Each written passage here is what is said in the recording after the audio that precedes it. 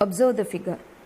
Electrical energy is given to the devices, but they give us different forms of energy. It is clear that electrical energy can be transformed into different forms of energy. The useful form of energy into which a device converts electrical energy is considered as the effect of electric current on that device. In electric bulb, electrical energy converted into light energy, therefore light effect is used. In iron box, heat effect is used because electrical energy convert into heat energy. But in the case of fan, electrical energy convert into mechanical energy, therefore mechanical effect is used. We want to know current and voltage. Intensity of current is the flow of charge in 1 second. That is, I is equal to Q by T. And voltage or potential difference. It is the energy level difference in the ends of the conductors. When charge flow through a conductor, a work done by the charge. If 1 joule of work is used to move 1 coulomb of charge from one point to other, then the potential difference is 1 volt.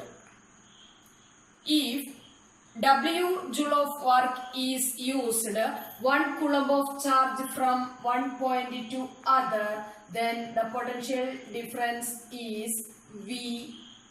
If so, work is done to move Q coulomb of charge from one point to other, we get W is equal to QV. From the above equation, we get Q is equal to IT. Therefore, W is equal to IT into V, we get IVT.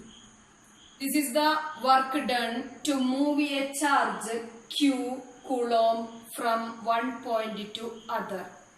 That means this is the energy supplied by the battery in T second. Electrical energy in the circuit containing nichrome wire is changed into heat. That means H is equal to IVT. Heat produced in a circuit on passing current through it is known as Joule heating or ohmic heating.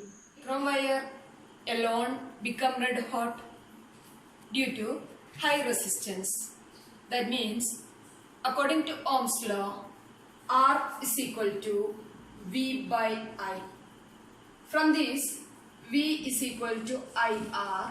Apply this on above equation. We get H is equal to I into IR into T is equal to I square RT.